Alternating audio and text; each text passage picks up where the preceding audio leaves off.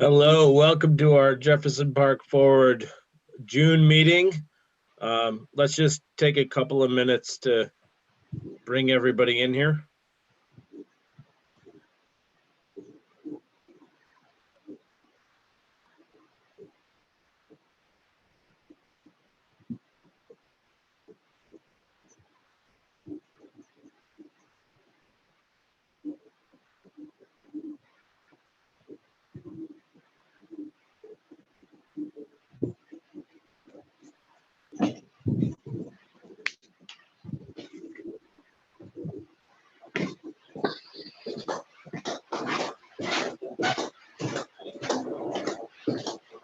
Speaking of that, the recession and pandemic, this was Thursday. We got the weekly report on first-time unemployment. I am also wearing flip-flops.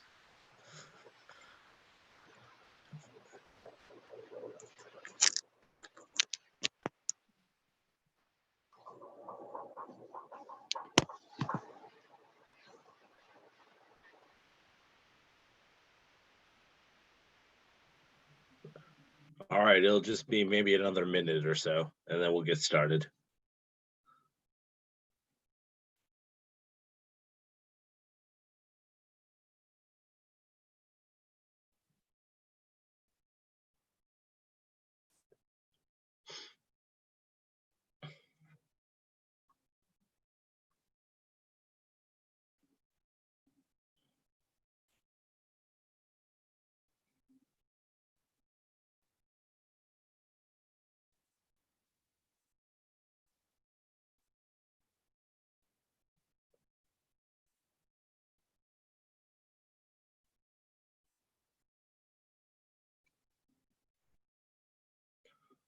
All right, can everybody hear me? Can I get a thumbs up? Awesome. All right, we're gonna get started. Thank you everybody for joining us for our second Zoom virtual meeting here for Jefferson Park Forward. We are streaming live on YouTube, so we'll share that link afterwards for those of us who are unable to attend. But for you guys here with us, thank you very much. We've got a great meeting tonight. We've got two guest speakers. Two of our local representatives, Cook County Commissioner Bridget Degnan and State Representative Lindsay LaPointe here. So thank you to both of you for joining us. I really appreciate having you. I'm going to get started briefly with the business portion of our meeting, which is going to be quick. This meeting should last approximately an hour. We'll spend a few minutes just going through some JPF business, and then we will turn it over first to Commissioner Degnan and then to Representative LaPointe. So again, my name is Ryan Richter. I'm the president of Jefferson Park Forward, and I'd like to welcome everybody. Thank you for attending. We will move into our finance and membership update. We're sitting on roughly $8,700 in our bank, and we've got 128 members, including 31 business members. So we've been doing a lot of business promotion, and we're really proud of our business members and the other members of our community that we're supporting, and we'll talk a little bit more about that in just a minute. But to our 128 members that are JPF members, we really appreciate and thank you for your support. I'm going to turn it over right now to Maggie Skogsbacken. She's our director and our marketing chair, and she's going to talk a little bit about the business raffle that we've been running. Maggie? Hi, everyone. So good to see your faces. I'm a little behind on doing May tallies, so I'll get those numbers up soon. But for June, Bueller is very excited about it. Sorry. We spent about $3,028.57 in the first 2 weeks of June. So well done, everybody. Keep shopping. We hit up Lake Effect, Weston's, Fanny's, Gale Street Inn, Percolator, Ixchel, Columbia Care, Windsor, Legno, Delightful Pastries, Community Tavern, Ruck, Thai and Sushi, Eris, the Northwest Side Farmers Market Collaborative, Grilla Sushi, Rex, and Tata's Tacos. So we're going to add a few more new local favorites this week. I think we're going to throw OIB on there, Old Irving Brewery, and a couple others. So hopefully get that posted tomorrow, but keep saving your receipts starting from June 16th to the end of the month. And then we'll have the next raffle the first week of July. So the last thing I want to announce are the winners of Raffle 5. So our winner of the $50 gift certificate to Legno is Melissa Arning. And the winner of a $50 gift certificate to Community and a $50 gift certificate to Cosmic Bikes is Don Falachek.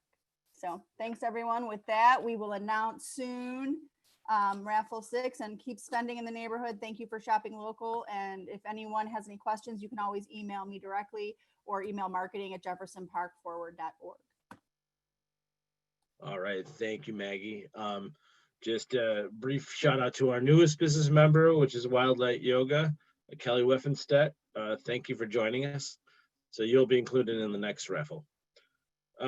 Briefly, I want to talk about the Jefferson Park Forward elections. I brought this up last month. Our elections are held in September of each year. And the reason I'm bringing this up here in June is that we've got four positions. We'll talk a bit about those next month, but we've got roughly half the board turns over each year. We've got a 2-year term limit, two-year term cycle.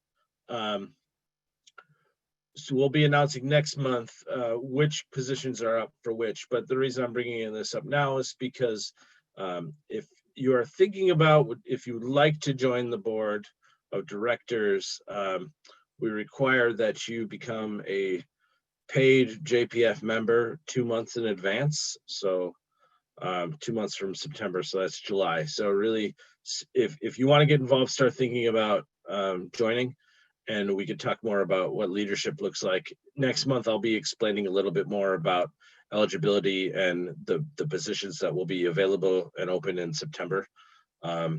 We'll share some more on our Facebook page and on our website. Next, I want to go into a couple of community updates.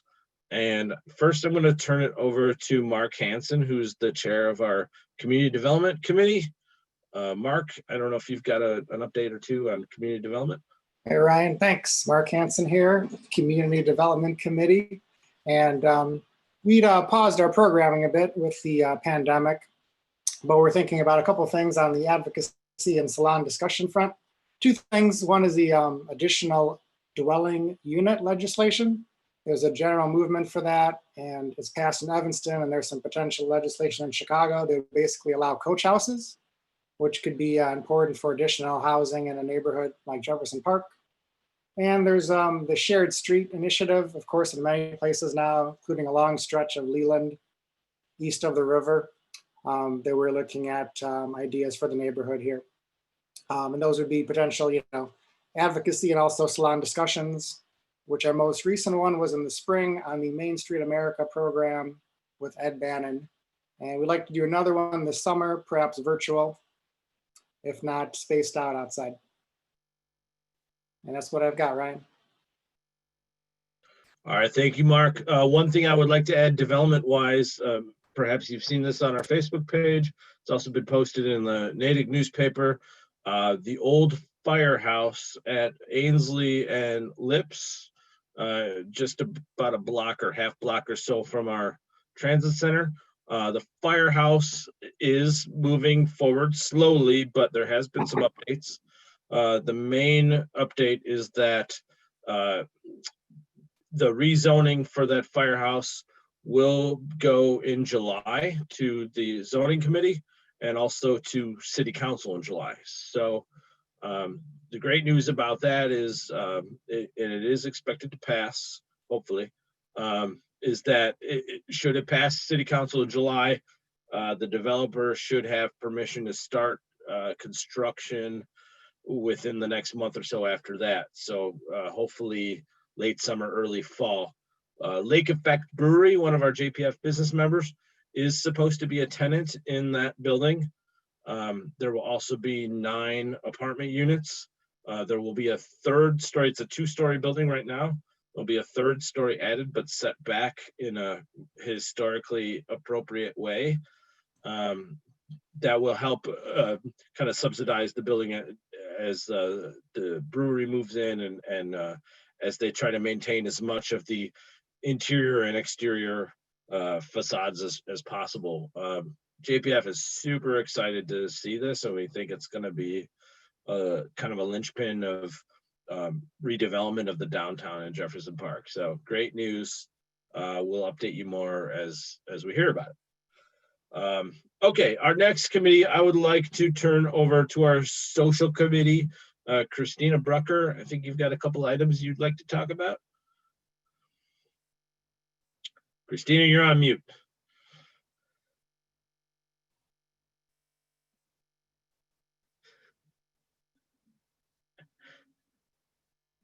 You're still on mute. Bottom left-hand corner.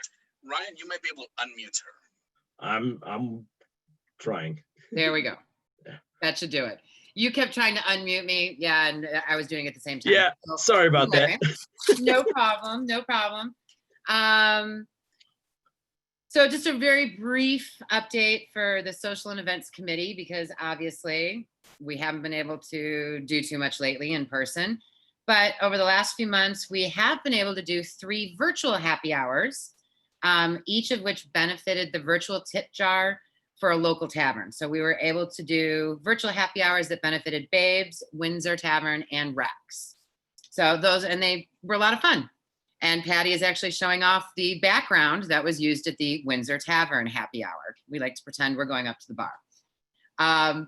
So in light of everything going on, we're definitely having to revamp our planning calendar. Yes, we did have a year-long Excel spreadsheet. Social may sound fun, but we do plan things. So we're going to revamp our calendar. We've had a lot of great ideas come in from JPF members, but we need to flesh everything out and look at logistics. So we're going to be having a social and events committee Zoom meeting very soon. We'll put that information out on the JPF page. And so if you're a JPF member who's interested in leading a project or helping out on a project or just getting involved, if there's like, you have X amount of hours that you can commit to, awesome. Come help us out with that little piece. So we're just going to be working on projects that are going to be a benefit to the neighborhood, to benefiting the arts, culture, neighbors getting to know each other, and really being involved with each other. So we're a lot of fun. And most importantly, we're going to have some nice, safe, fun things coming up that will encourage everyone to get out there and get together again. That's it. That's all I have.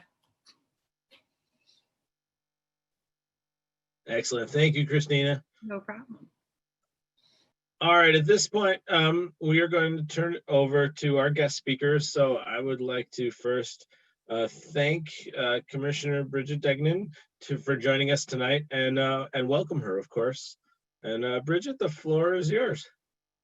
Well, thank you so much for having me and for putting on this great program. I'm so happy to be here and to see all your smiling faces. I know that, like me, you guys are all wishing that we could all be there in person.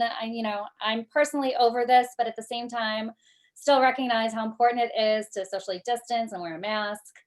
But I can't wait to get back to seeing all you guys in person. So I think I need to mention a lot of people are not exactly sure what a Cook County Commissioner is and what they do. So I should mention very quickly that we are your elected representative at the county level. Just like Lindsay LaPointe is elected at the state level and your aldermans are elected at the city level, I'm here to support you with county services.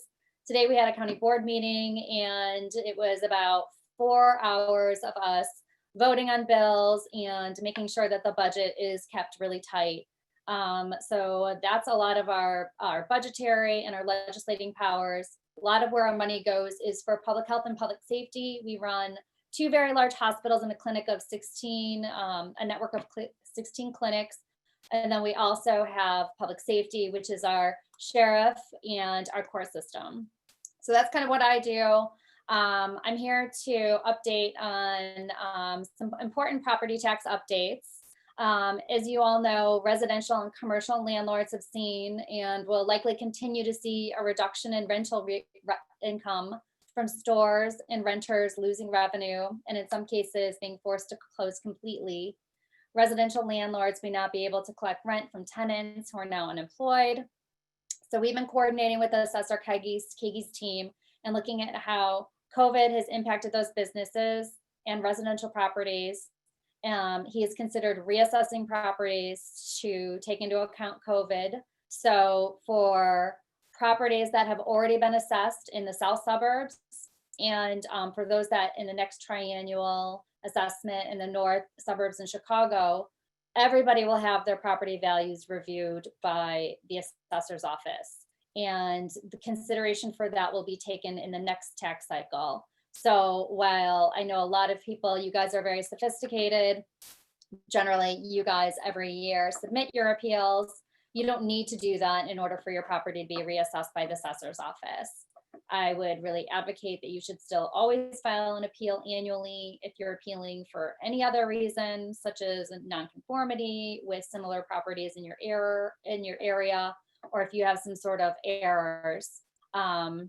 I think it's just good to appeal annually if you know that you have something to appeal, but regardless of whether or not you appeal, your property will still be reviewed by the assessor's office. So that's good news. I know our office is always here to help with appeals. We have office hours that we started a few months ago, every Tuesday and Thursday from 10 a.m. to noon. Specifically, we set aside that time to support you and to coordinate on any appeals that you have. So please give us a call. We do get a lot of calls and we love being helpful. We're also having a Zoom workshop with the assessor's office for Jefferson Park, for actually the entire district, but we're having Zoom workshops with the assessor's office for every township as they open. Jefferson Township appeal window is August 12th through September 17th. West Township, which covers part of this area, is now open and will be open through July 20th. So it's just important to note that any changes in your assessment will not be on the bill that you'll get this August, or July actually due in August. It will be given to you on your 2020 bills. Some really good news is that last month I helped draft and sponsor a bill that delays any interest or penalties that are accrued for late payments of property taxes. So while your second installment of property taxes are due August 3rd, if you make them late through October 1st, you will still be considered timely with no late penalties or fees. You don't need to apply. So that is, you know, at this point, the best we could do. I wanted and advocated for a decrease in the property taxes just across the board, but with 400 and something taxing bodies, some of who entirely rely on property taxes, that would have pushed entire school districts and smaller municipalities into a place where they couldn't provide an education for kids. So it's all of Cook County. You know, I think we live in the city and we think about it as the city, but there's a lot of other areas and taxing bodies that the city collects those taxes for and then distributes them, and they rely only on property taxes to fund. So for the county budget, just like everybody else, the county is expecting both decreased and delayed revenue. We at this point have forecasted a $200 million revenue gap. There are delays in collecting sales taxes on gasoline, cigarettes, alcohol, and a big one is hotels. Obviously, there's less people driving, so that motor fuel tax is down, and all revenue sources really across the board. Our gross revenues have declined by 43% gross, and procedures for patients at our hospital systems with the patients that have insurance are down 40%. So our healthcare losses are going to be huge, about 25 million. So at this point, we're really just trying to find ways to plug in those holes. We did get $429 million from the CARES Act, but they can only be submitted for any COVID related expenses. We can't buttress up our budget for lost revenue. So I'm happy to take questions on this after I finish with just two more issues about the county. I think a lot of people don't know that we have a forest preserve that's very close to Jefferson Park. It's Labaugh Woods. It's at the corner of Foster and Cicero. It's a beautiful area. I don't know that it gets as much love from us in the city as it should, but it's a beautiful place. There's trails. There's the North Branch of the Chicago River that runs through there. I'd really encourage you to get out and experience it. I would say gatherings are limited to 10 people or fewer with physical distancing. You really should bring your own food and water. Grills are not allowed at this point. And permitted events there are canceled through July 5th. I think, they have daily meetings about the openings of all forest preserves throughout Cook County. And they make sure that people are using them responsibly and social distancing. So should you choose to go, and I advocate that you do go, please follow the rules so that everybody can enjoy it. One of the things that I'm most proud of over the last year and a half since I've been in office is the start of an environmental commission that I began. It has 9 people on it that have different expertise for environmental matters throughout Cook County. We had our first virtual meeting just this last Monday on June 15th. The next meeting will be on July 15th, and it will also be streamed on Facebook Live. We set 3 main goals for ourselves for the next year and a half. The first was to increase tree planting across Cook County. The second one was to make industrial composting work at large scale events that have tons of food waste, like concerts, the jail and hospitals, and at hotels that have large events. And then the third priority was to amend Chicago's weed ordinance. Right now, if you have a native garden or you're planting native grasses, you can get a ticket from the city, basically calling it, just saying they're weeds. So we're trying to work with some of the aldermen. One of the aldermen in the city is Alderman Cardenas. He's on our committee, and he and I are working together to change that weed ordinance to allow native grasses to be planted. So those are our 3 main objectives. We kind of have some other tentacles that are going in different directions too. So we're very proud of that. If anybody's interested in environmental matters, or you have thoughts about how we can expand, we're always very excited to hear about those. So finally, I know I'm kind of talking fast, but I want to make sure that Lindsay has enough time to address all the state issues. I think it's important to address the many emails I've received in the last 2 weeks about Black Lives Matter and policing. I've received, hundreds and hundreds and hundreds of emails from constituents who have noted their support for police and have asked me to continue to fund the police in Cook County and the Sheriff's Office. And I want to take a moment to address that. And I think we can all agree that a lot of our police officers and our sheriffs, we ask them to be in the schools, on the streets, in our jails. We ask them to respond to calls when a person is in crisis, when that person is in danger, people have health complications, and some people just have mental illness. We do this frequently without giving the police the proper tools or training to effectively respond to the different needs that those difficult and different situations require. I do believe that investing in programs at the county level and at the city level to help promote education, to prevent crime, to support economic development, and to beautify neighborhoods where we live across the city and across the county will help decrease the burden on police, and is one way we can support police officers, while also taking a critical look at who we are policing and why we are policing those people. So I would say my heart has been hurt by these recent events. So if your conscience and your heart is hurt by them and you'd like to be more involved, then I encourage you to call our office, to visit our website, to get engaged and involved. We are, have committed for the next 12 months to select a Black-owned business that is somewhere in the city to visit. So whether it is a comedy club or it is a bookstore or a restaurant, it will get people on the north side who may be very accustomed to visiting places here or maybe even downtown to kind of get out of our neighborhoods into different areas in the city where maybe we're not as accustomed to go.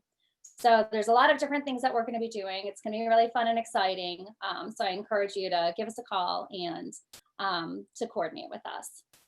So those are really the high points, I think, of what's going on at the county and some of the opening efforts that we'll be engaging in.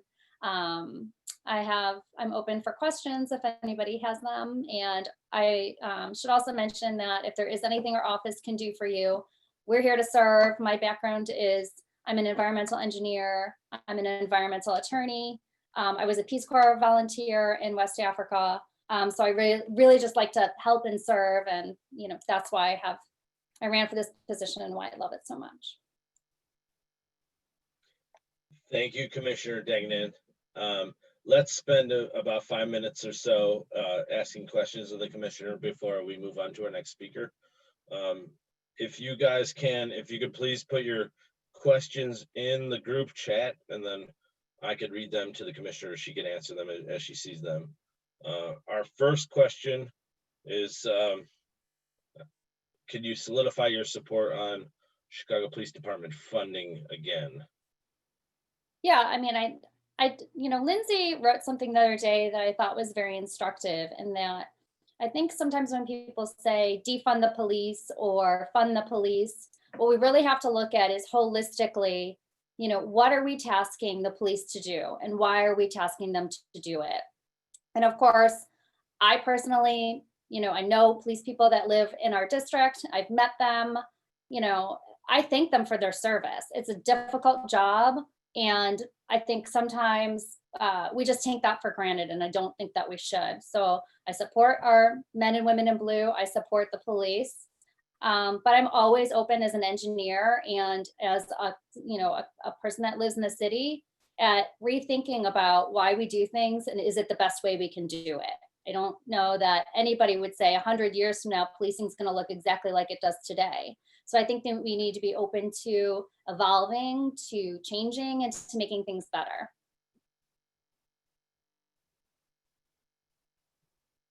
Great, thank you. Does anyone have any more questions at the moment?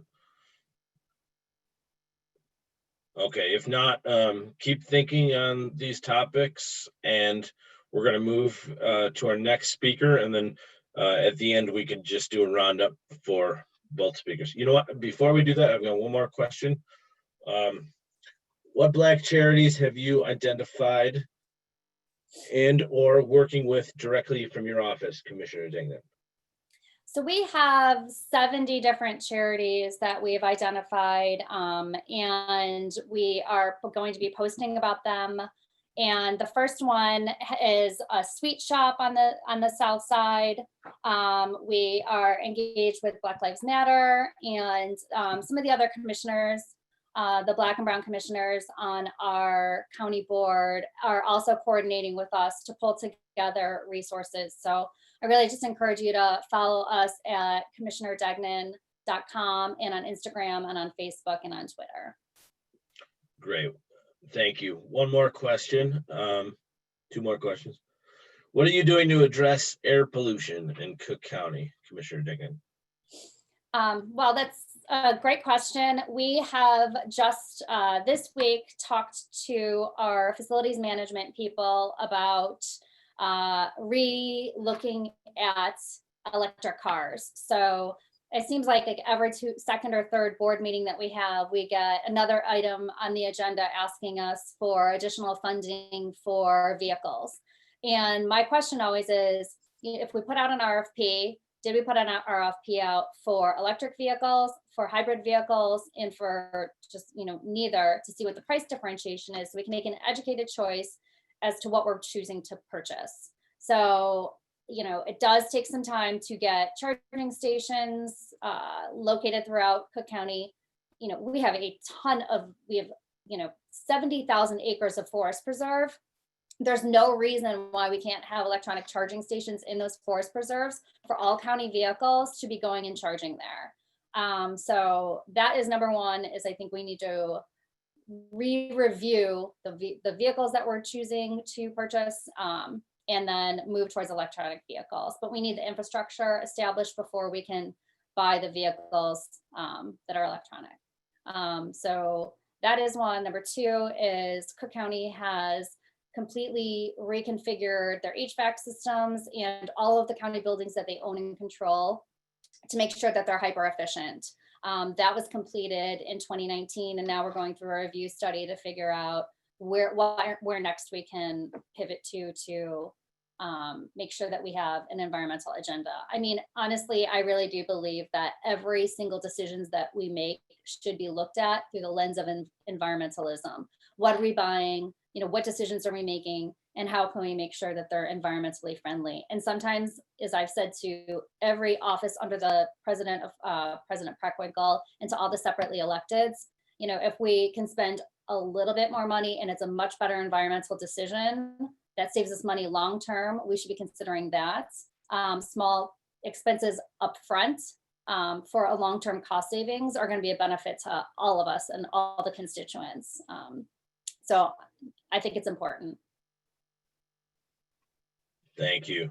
Next question is, what areas have you seen that could be reduced in the budget to help offset the budget shortfall? So the Cook County Hospital takes up about $2.8 billion of our $6.2 billion budget. And when I looked at that budget last year, line by line, I did find things that I felt like we should be reducing them. I pushed back. I asked questions about why we were spending what we were spending. Even today, we had a budget item that was $47 million for phones and for two-way radios for our sheriff's office, emergency management, you know, for all the different offices that use those. So I want to know, when are those radios being replaced? How long is their lifespan? What kind of software technology is supporting those radios? Why do we need $47 million for radios? I mean, I push back on every single budget item. I want to know how much it costs. And if it seems like it's too much to me, then I push back on it. My number one thing, I mean, other than the environment, when I walked door to door was, I want to make sure people are spending money the way that I would spend money out of my own bank account. So I have become known as the one person that asks all the questions. I think sometimes people, well, frankly, many times people don't like it because I ask questions that maybe they don't want to answer, but I got elected on the fact that now I can ask these questions and now they have to answer them. So it's not just one thing, but I think that the hospital has a lot of cost savings that we're looking for. But I think cost savings can be had throughout the county. I will say, though, that the county is down about 5,000 personnel in the last 10 years.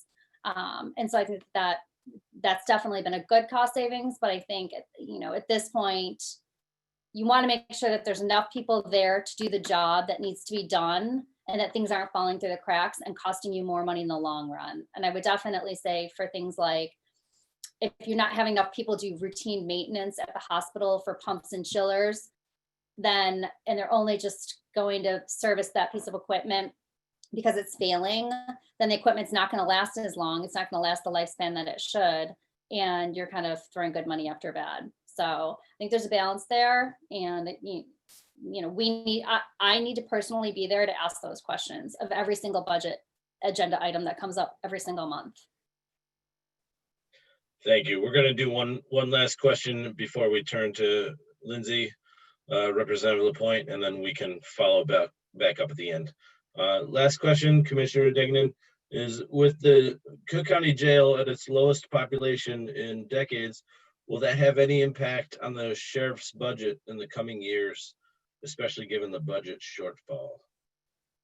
So I asked him that, you know, I asked our sheriff, Tom Dart, that. I said, our personnel now has remained pretty static while the jail population has decreased a lot. And I said, I've received constituent questions about why is your budget the same and why are the same number of personnel in there if you have a lot fewer inmates? And his response to that made sense. He said basically that across the country, the Cook County Jail had been under review and heavily criticized because they didn't have enough corrections officers for the number of people that were in the jail. that at that point, you know, they didn't have enough space. Space was at a premium. They were putting people in, too many people in a small area, and they didn't have sufficient personnel. So now that the jail population has dropped, now they have what's considered, according to the sheriff's office, nationally, a better balance between corrections officers and people who, with the number of detainees that they have present there. He also did mention that because everybody that comes through, most of the people I would say that come through jail have some sort of trauma in their background, they've pivoted to, when people age out, pushing people into that system, employees into that system that have mental health backgrounds. I think, which we all can agree that if your knowledge and experience is with mental health and wellness, that you're gonna treat that detainee population differently, and hopefully have some rehabilitation for those detainees while they're under your care and control. Thank you, Commissioner Degnan. I appreciate your responses. And again, thank you for joining us. Thank you for having me. You're welcome. We're going to turn things over now to our state representative, Lindsay LaPointe. And again, after Representative LaPointe speaks, then we can ask her questions and we can follow up with additional questions for either speaker. So at this point, I'm going to turn it over to Representative Lindsay LaPointe. Thank you so much for joining us. Thank you, Ryan. So appreciate it. And just in general, call me Lindsay. It still feels really weird when people call me Rep LaPointe. Thank you for being an awesome neighborhood group. You guys are great on Facebook, and your turnout for actual events is through the roof, and it's nice out, and you all are here at this event. So that's kudos to you. Just a little, I'm going to orient a little bit. I know a lot of you, it's good to see some of your faces. Some of you are hiding behind your phones. But just so you know who I am, I have been the state rep up here in the 19th House District for almost a year. And the 19th House District, which I represent in Springfield, is Jefferson Park, Dunning, Gladstone Park, Portage Park, where I live. I live just north of Six Corners. Harwood Heights, Norridge, a little bit of River Grove, a little bit of Elmwood Park. So it's a big district with about 108,000 people. And just so you know, my background, I spent about 9 years in different roles in social work. And then I spent 7 years in the field of criminal justice reform, mostly at the court level.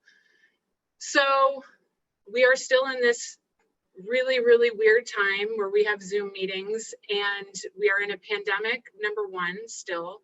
And then we're also in a time of civil unrest catalyzed by George Floyd and racial injustice. So I want to touch on that just for a minute. And it was really interesting to hear from Commissioner Degnan how many emails she's getting, because as electeds, we don't talk about that a lot, but I think it's a really important point of reference for what big issues and what the volume is in terms of the feedback that we get.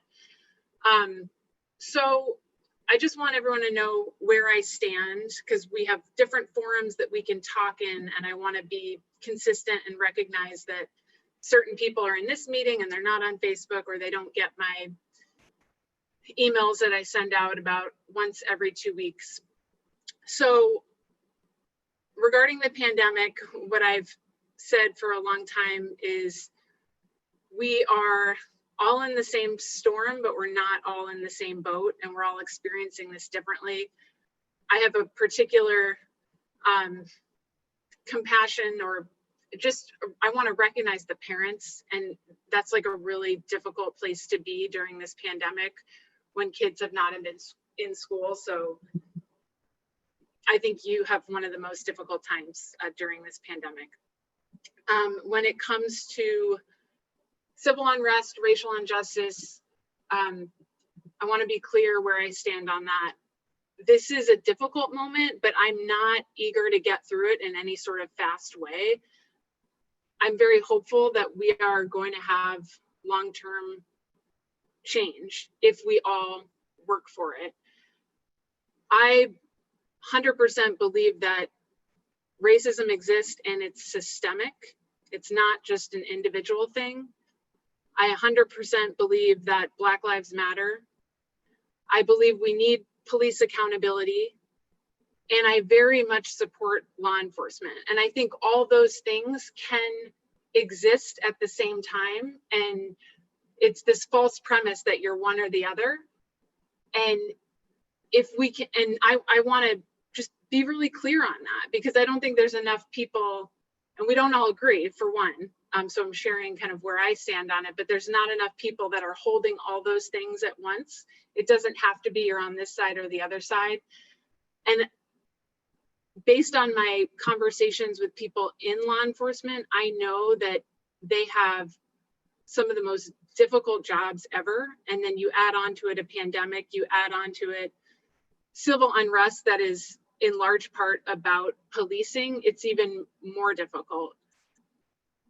I feel that if we can do police accountability right, which we've never done right in this city, it's going to benefit everybody. It's going to benefit our most policed communities, and it'll certainly benefit law enforcement, because the system that we have doesn't work.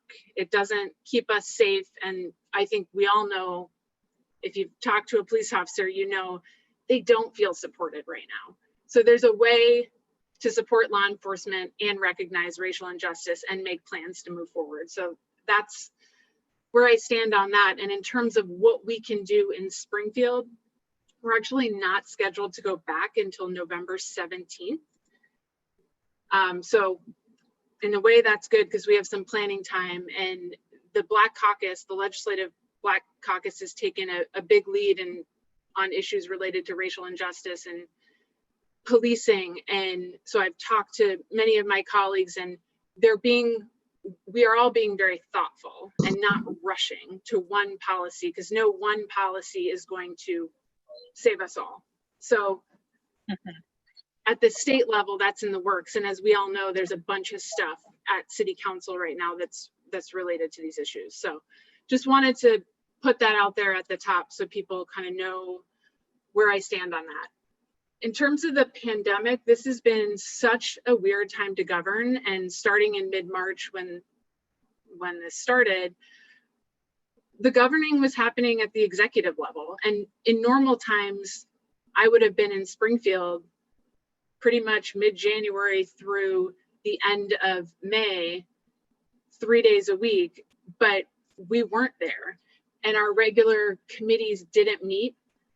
The House did form some work groups where we had conversations to prep for when we went back to Springfield, but we really had no idea when we were going to go because of public safety reasons related to COVID.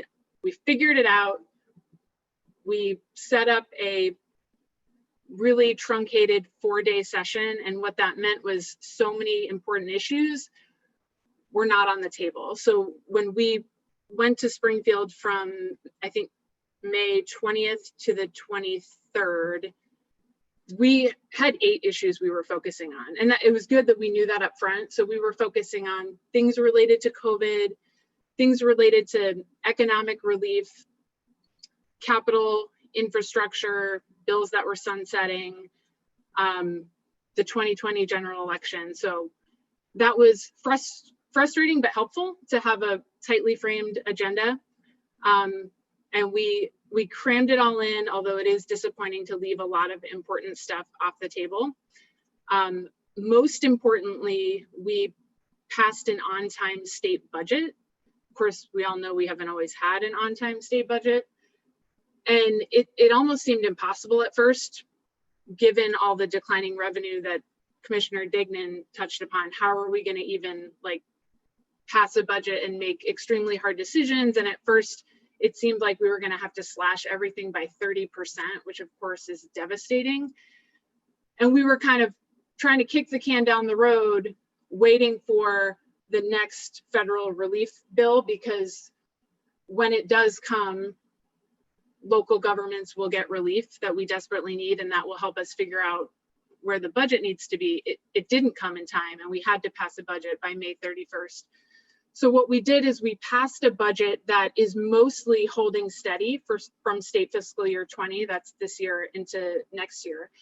And from my perspective, it's a budget that really takes care of people. How does it do that? Well, it required $5 billion in federal borrowing at a very low interest rate that the hope is we can repay a lot of that when we get this next federal relief bill. It's a budget that makes our pension payment and makes our debt payments.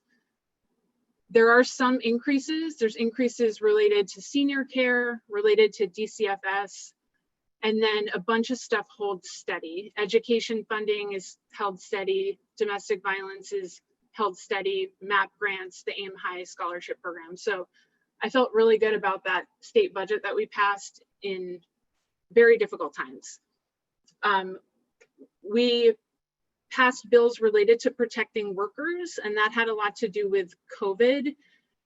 We extended protections for essential workers, essential as defined by Governor Pritzker. So it includes grocery workers, first responders, healthcare workers.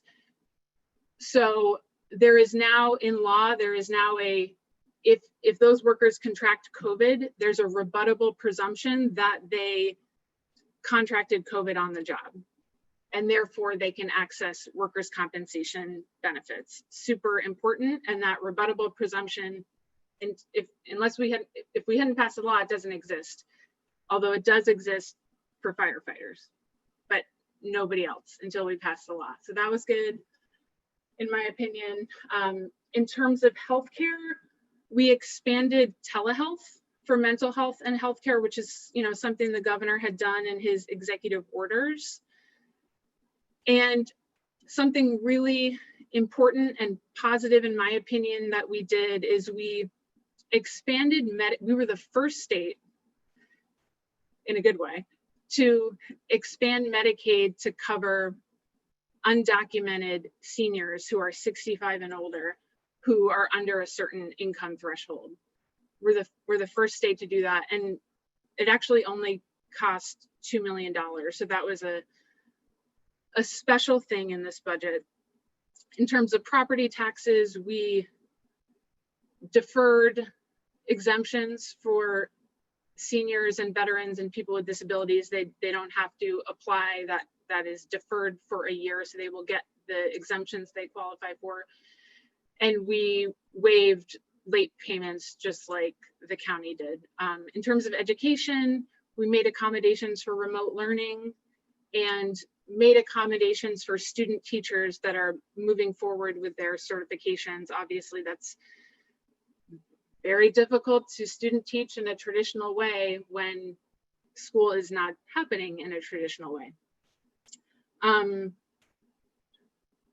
few other things that were pretty big, 3 C's. We revisited the Chicago casino bill, and that's something that obviously we've never done that before. But in 2019, we did pass a casino bill that would create the structure for us to get a casino in Chicago. But you might remember the tax structure was so off that no casino operator would step up. So in August 2019, there was a feasibility study done, and it was recognized that we need to change the tax rates. And that was very challenging. The city tried to do it during veto session last year. It didn't work. But that is so important to the city of Chicago because it's a tool. Right now, it's really wonky because our revenues are all over the place and non-existent. But when we get back to normal, this casino will be a tool for us to make our police and fire pensions more solvent. So that's something that obviously is extremely important to the 19th district. We passed a bill, this is a fun one, and I will wrap up very soon. We passed an economic relief bill that allows bars and restaurants to sell cocktails to go. And I was super involved in that bill, so I know all the wonky details of it. The bill will sunset after 1 year. Obviously, this is an economic lifeline to our bars and restaurants. Community Tavern just south of me at Six Corners is a great example.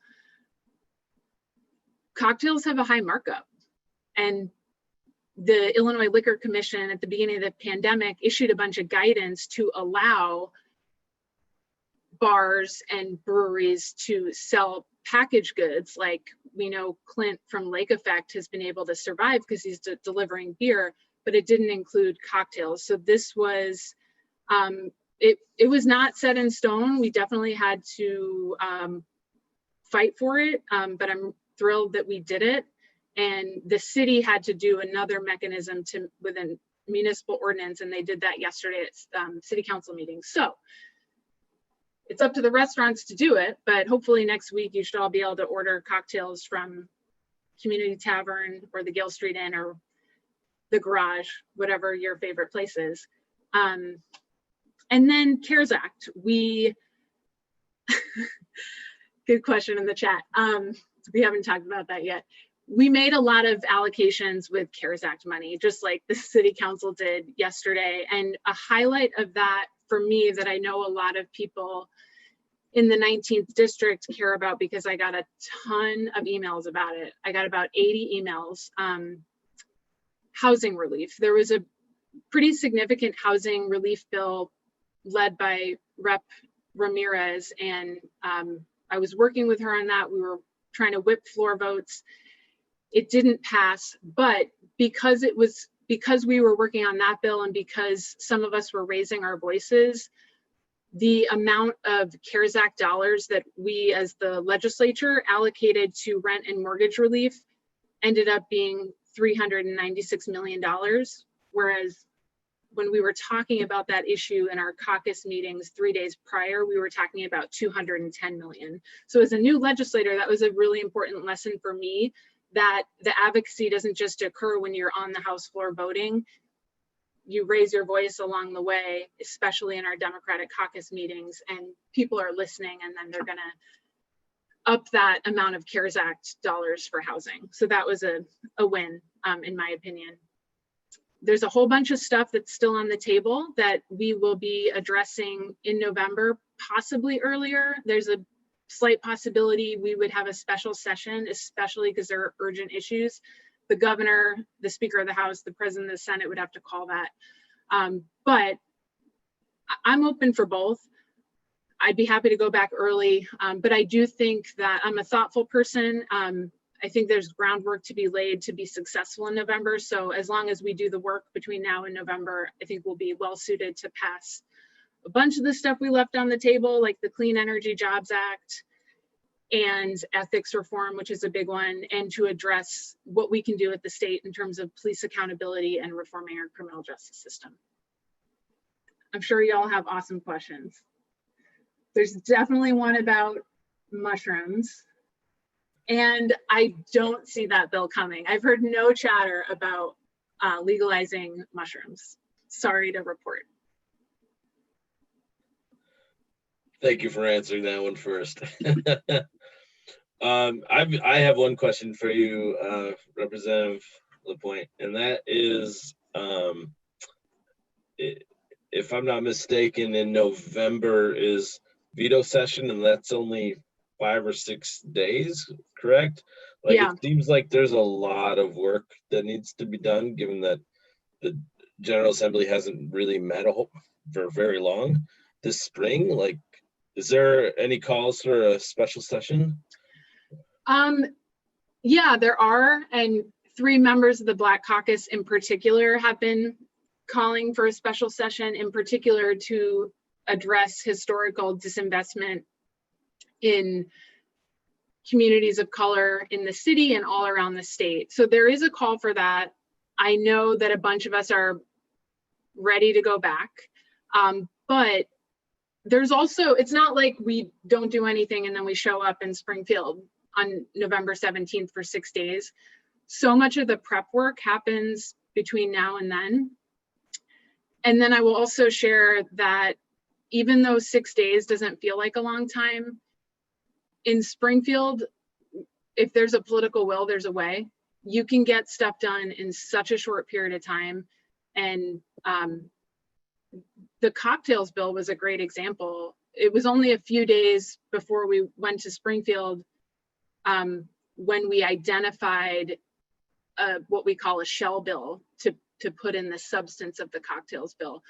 The whole bill related to the 2020 general election in terms of expanding mail-in ballots, which of course we passed and the governor signed this week.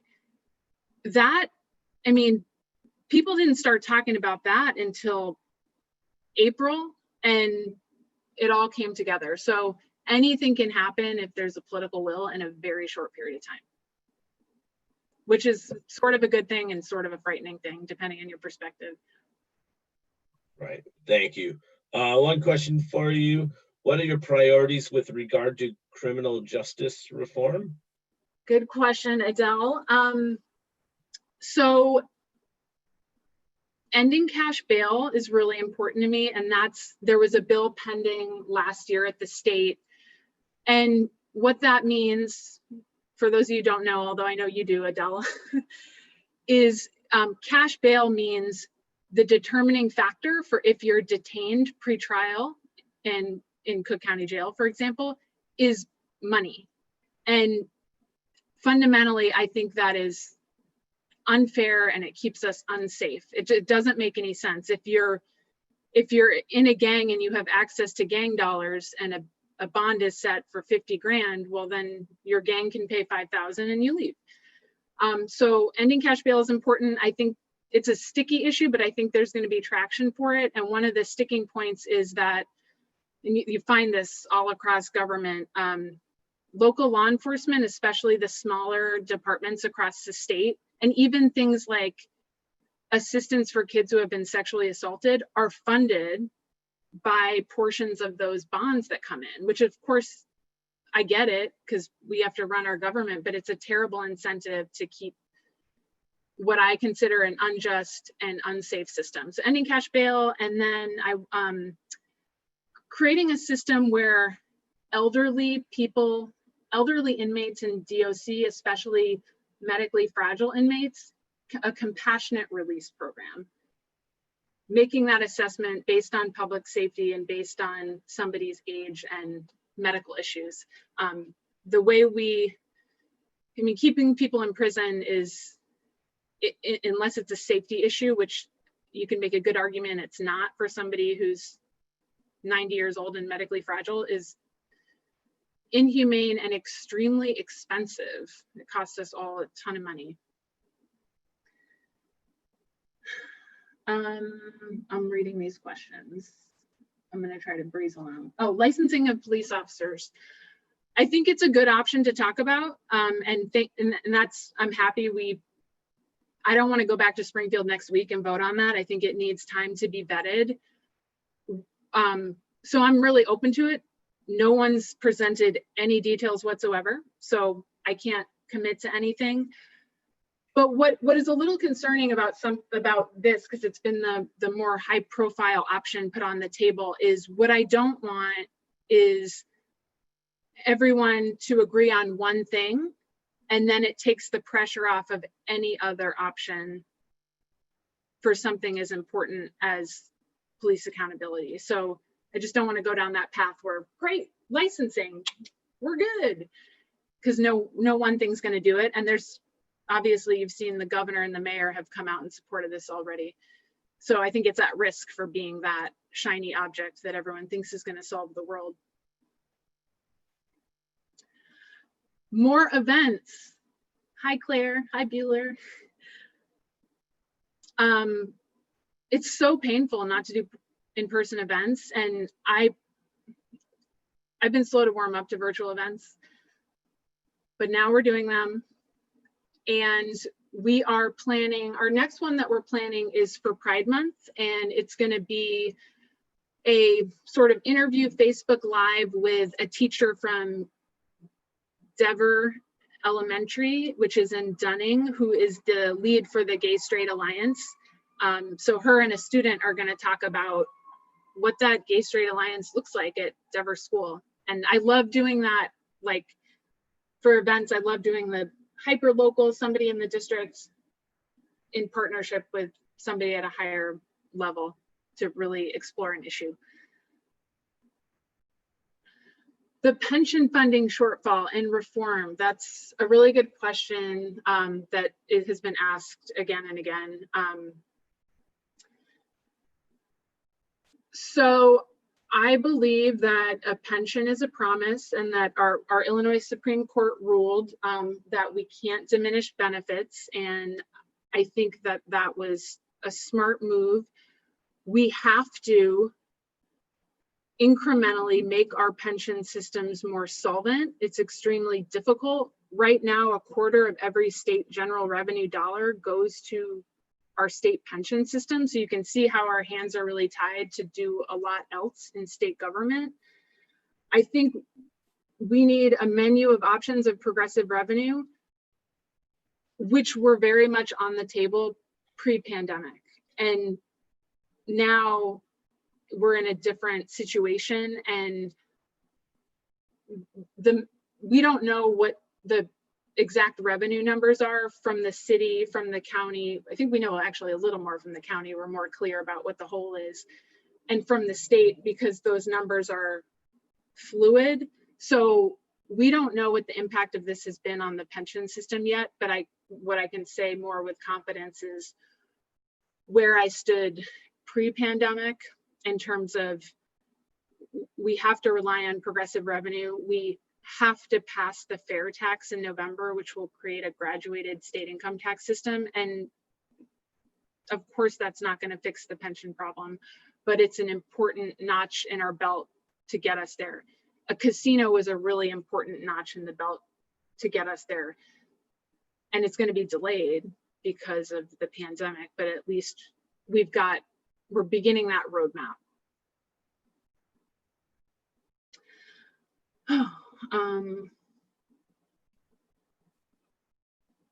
Sorry, this is a long one, reading it.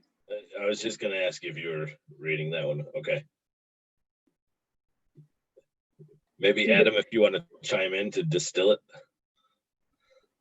Distillate's funny. That's good.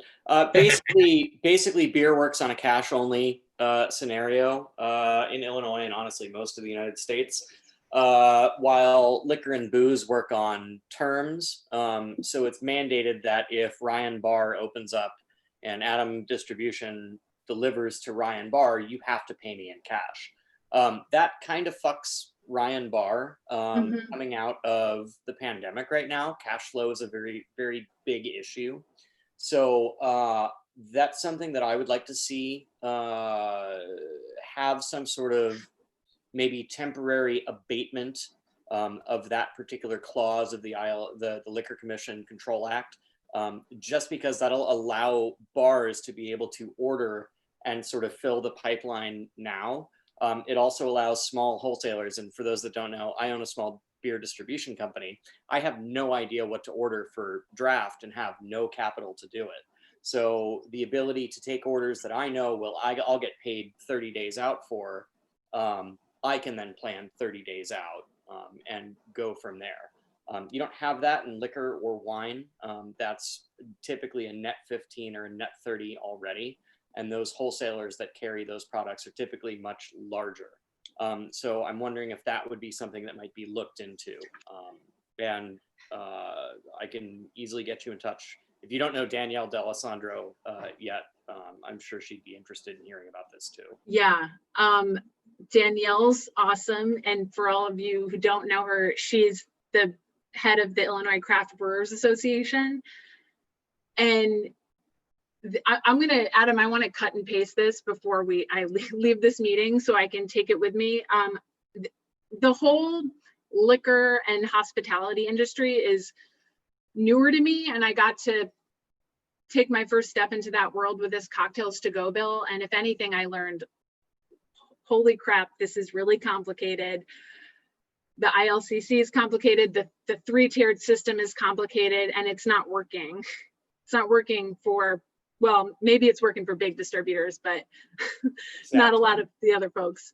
And so I don't know the answer to this, but I will take it and look into it. What I do know is that because of the experience of the pandemic on different topics, but certainly with liquor, when the ILCC at the beginning of this, that's the Liquor Commission, when they were flexible in some areas and issued guidance that allowed, for example, lake effect to deliver, we're seeing the positive impact on that. So although I don't know the specific answer to the question, I think we're at a moment here where if people like you, community members, advocates, legislative leaders can take those examples and advocate for why we need to change to make things more flexible, we're at a moment where we'll have some success with that.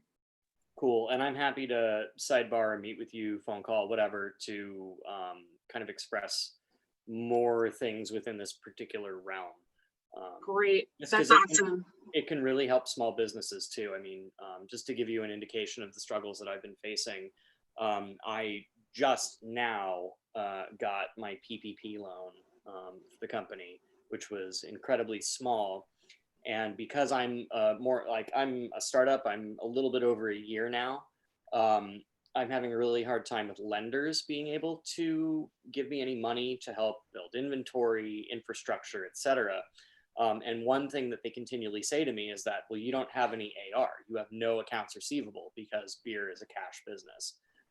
And the ability to change that to actually have money out the door, like, or at least, you know, one thing I'm learning about business, and this is pontification real quick, but one thing I'm learning about business is that it's just managing debt and pretending like you don't owe something for 30 more days. And that's honestly what a lot of banks seem to be looking for. So I could see this helping encourage a whole new wave of small distribution companies coming in to handle specialty products, local products, et cetera, and sort of drive that sort of next wave of where the craft beer and local beer battleground will be fought. And that's a battle. I learned that in Springfield. You would think cocktails to go doesn't have to do with craft brewers or the big distributors. I was wrong. Yeah. When you encroach on someone's territory, that they're going to come in and try to get what they want out of it. Yeah. Cool. Thank you for answering. You're welcome. And if I didn't say this before, and Clint from Lake Effect has written me a letter kind of laying out some changes. Please, like, reach out. I mean, there's advocacy on issues and form emails, and we read all those, but you all have so much expertise in certain areas, and we as legislators are mostly generalists. So like ideas like this, that's how the cocktails to go thing came to me. Somebody I knew just reached out, and then we moved forward and turned it into legislation. So this is where seeds are planted. So please reach out. Great. One more question. Casinos. How do you advocate for a Chicago casino, given the economic downturn? Yeah, that's a really good question. And what I've said over and over, because it's true, is that I don't really like casinos, and I've never loved the concept. I used to be a social worker, and I worked with people with addiction and gambling problems, so I see it as potentially exacerbating things like addiction and hurting people. However, like, based on conversations that I've had, I became convinced that this is a tool that the city of Chicago really needs. And there, you can make an argument, various arguments for where in the city this should go. And at the end of the day, I think the mayor is going to be a key decision maker in that department. But I became convinced that we need this, and the geographic location and the ability to attract tourists is really important. It can create jobs for people across the Chicagoland region, and in the ideal world, a lot of the revenue would be coming from tourists, and it would stop the bleeding that we're pre-pandemic that we were experiencing with people going to Michigan City and people going to Des Plaines. So it's not like the most ideal policy option, but it's one that after a lot of thinking and conversations, I weighed out that the benefits were higher on the list than the negatives. Great. Do we have any questions for Commissioner Degnan? Just trying to circle back. I'll give you guys just a minute to type in anything.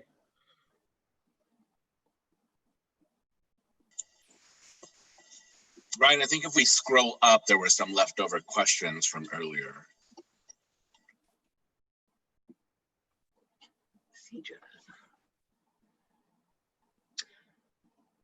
I'll just chime in real quick. Somebody asked about the Clean Energy Jobs Act. I think this is the bill that I have gotten the most constituent outreach on, and I can't be the only legislator. And I know the governor has publicly expressed support, so I feel confident it's just a matter of time for CJA. If it's not veto session, I feel confident we're going to pass it next spring. Great. All right. For Commissioner Degnan, I've got one question.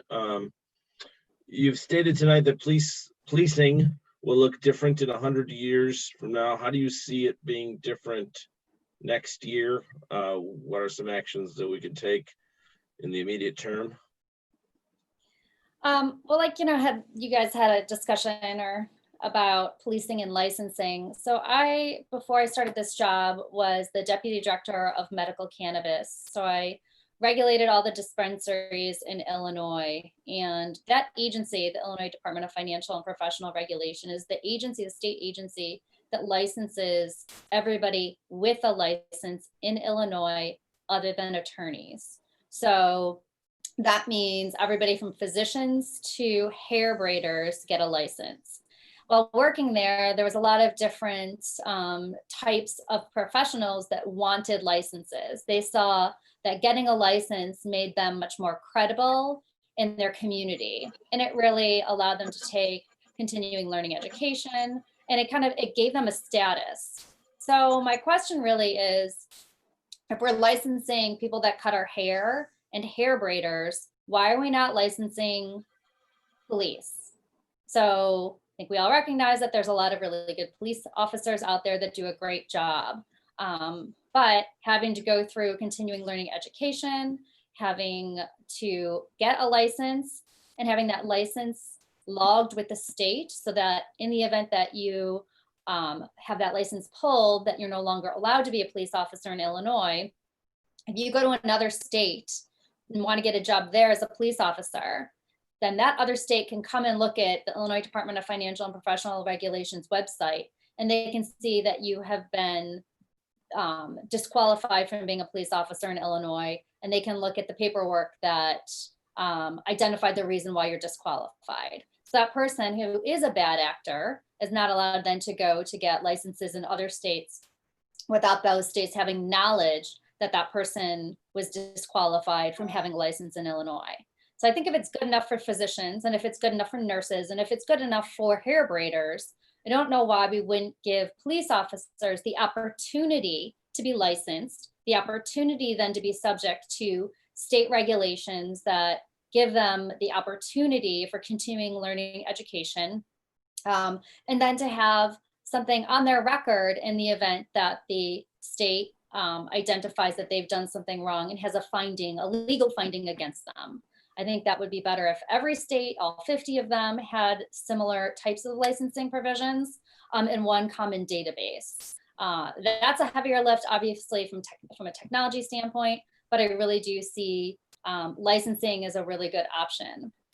I also think that there was a really good program on NPR tonight about the status of policing in general, and about how 40 years ago, there was a kind of a code of conduct, and 20 years ago, that code of conduct was very similar to what's going on now. I do think that just like any industry, there is, there's a pyramid, and at the top, those are the people that give the marching orders to the people below them. And if they see something that's going on, then, they should allow their entire community to say, we're not going to stand for this. It's not good for us. It's not good for us as a community, as a policing community. We don't want to be known by the bad actors. We want to be known as by the good actors. So I think there's whistleblower protections that can be strengthened. And I do believe that, to the extent that there is confidentiality in those whistleblower protections, that can support policing as a whole. So I think those are some good places to start. I also think that, we've got a whole federal structure here of protections against people for discrimination complaints, for LGBTQ complaints. And there are whistleblower protections that we have federally. Why can't we borrow that language? Why can't we copy and paste that into our state and our county and our city codes of conduct to say, this is what's happening at the federal level. We don't have to reinvent the wheel, but why don't we look at some other areas and industries that we can pull that from and then make that and recraft it into the way that we look at policing? Because I do believe, just like, a lot of industries and a lot of communities, that there are a lot of good people who want to do a good job. But I will say that even today, we had a county board meeting I mentioned earlier. And when I asked about, one of the items on the agenda was $350,000, I think, for the merit board for the sheriff's office. And that is the group of, this vendor contract was for people who are going to be testing new officers and promotional officers. And I was asking the sheriff's office, well, what kind of psych evaluations are you giving? I understand that you're giving evaluations for the ability to intellectually be an officer and for fitness testing for your physical, but is there a psych evaluation? What are we looking at the psychology of the people who are carrying guns, who have tasers, and a police force that is a lot more weaponized than it was 20 to 30 years ago? And so I'd like to know more about the way that we're doing psych evaluations. What is the psychology behind the people that we're giving guns to and the authority to control our society? And I think that's a really important component, is the psychology of it. I'm going to touch on the other part of that too, is that can we not apply for federal funds for the hospital budget? The federal funds that were delegated to the hospital for the CARES Act, all of that money that we got, for it's $429 million for the county, all of that is for COVID related responses. So a lot of the money that we have lost out on as the county is the decrease in the taxing fees and fines that we generally collect. And for right now, unless there is additional federal legislation, we can't just apply for that. There is money that has come out from the feds for hospitals, especially for hospitals that are government hospitals like we are. We have gotten some of that money, but it seems to be trickling out in like $8 million, $12 million, $15 million increments. And we're doing the best that we can to support the hospital with that money. I will say there was another question earlier about how can we pivot and make up some of the budget shortfall that we'll see. What I've recognized is that about 8 years ago, the Cook County Hospital and the hospital care system was basically relying on a lot of Medicaid and Medicare dollars to make up for the people and the most vulnerable that were going to that hospital. And they were really supporting their budget with those Medicaid and Medicare dollars. I don't know that they would argue, and I don't see that they've been doing a really good job in billing the people that can pay and making sure that their claims are not getting denied. So about 20% of the claims that they submit get denied. That's exorbitant. I think the federal or the industry standard is about 3%. And so they can do a lot better job billing and coding, pushing out invoices and making sure that they get the money back in for the services that they render to the people who can pay. Cook County Hospital is really a great place to go to. They've got great care. They serve everybody regardless of your ability to pay. But the amount of people that are coming there these days that don't have any ability to pay is increasing substantially. And so that's the money that we need to make sure that we find a way to get money in throughout Cook County to support that hospital. So there's always a hospital that people can go to regardless of their ability to pay, documented or undocumented. Thank you. We've got time for one final question. I'll kind of phrase it as a two-part question related to policing and police reform. Has there been a discussion about mandatory liability insurance paid by police either individually or as a group or as a union in some format? Also related to police reform, thoughts from either the commissioner or the representative on CPAC? Well, go ahead, Lindsay. So there's not, I mean, I think a lot of us here have heard about this discussion about mandatory liability insurance. There hasn't been like a serious policy discussion about it yet. As we're talking about like policing overall, and I'll touch on CPAC, what I've been thinking about lately is obviously this conversation is extremely heightened and people feel, rightly so, a sense of urgency about it. And sort of related to what I was saying about, okay, a bunch of people are moving towards police licensing right now. There is so much work that has been done in this area to hash out what's not going right and what needs to change. And we're not hearing too much about that right now. We had the Department of Justice come in and look at the Chicago Police Department, and that resulted in, we needed an extra push from the Attorney General's office, but that resulted in a consent decree. And the last update on that is that CPD is extremely behind in meeting those incremental deadlines. And there are buckets in the consent decree about insufficient police accountability. In addition to the consent decree, we had a police accountability task force chaired by the Inspector General Joe Ferguson and our now Mayor Lori Lightfoot before she was mayor, that did a lot of work in a short period of time. And they released a not too long of a report in April 2016, which provided a roadmap for a bunch of these issues. And I don't want us as policymakers at various levels of government to lose sight of all that work and that's been done in the roadmaps. And it addresses things like accountability and whistleblowing. And that is where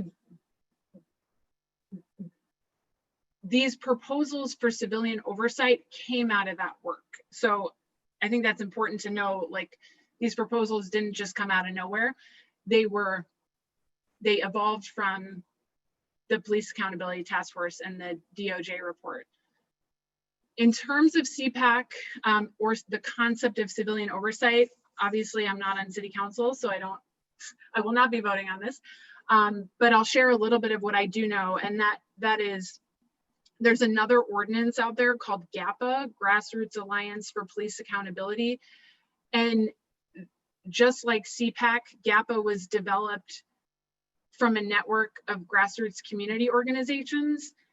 And I don't quite understand why, but right now, CPAC is winning the internet and it's winning protests, and the internet and protests are what we have right now. And I'm familiar with some people who have worked on GAPA, and I've called them and I've said, why do you have no presence right now? Because I think a lot of people, when they think of civilian oversight of CPD, all they know is CPAC.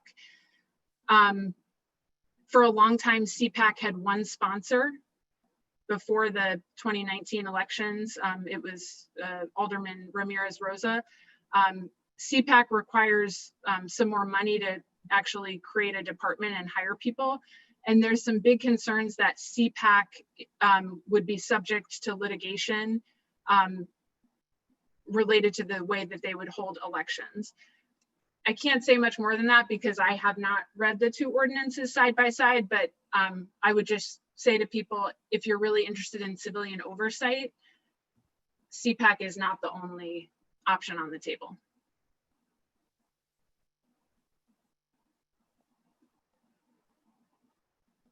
Great, thank you very much. At this point, we're going to conclude questions for Commissioner Degnan and Representative Lapointe. I would just like to thank both of you for joining our meeting tonight. It's really much appreciated. It's always great when we have our elected officials attend our events, and we get a lot of turnout that way, and we learn a lot of great things.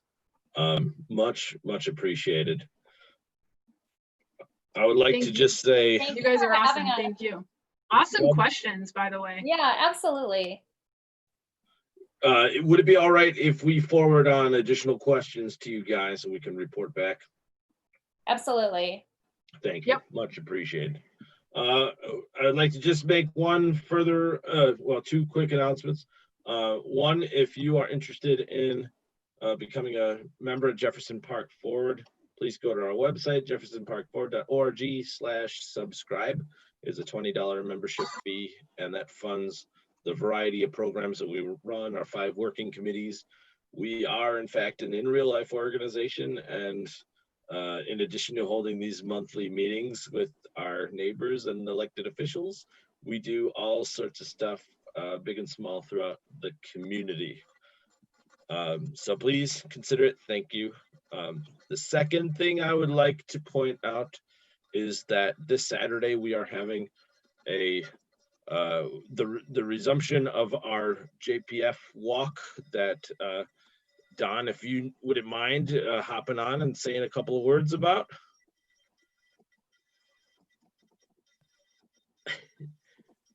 Don, we can't hear you.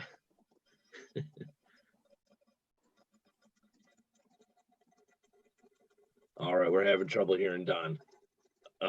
What I can say about this walk is that we start at Weston's at 9:30, and this walk is going to be sticking to Jefferson Park and Portage Park area. If you go on our Facebook page, Don's got a map of it. We'll maybe we could repost it tomorrow just as a reminder.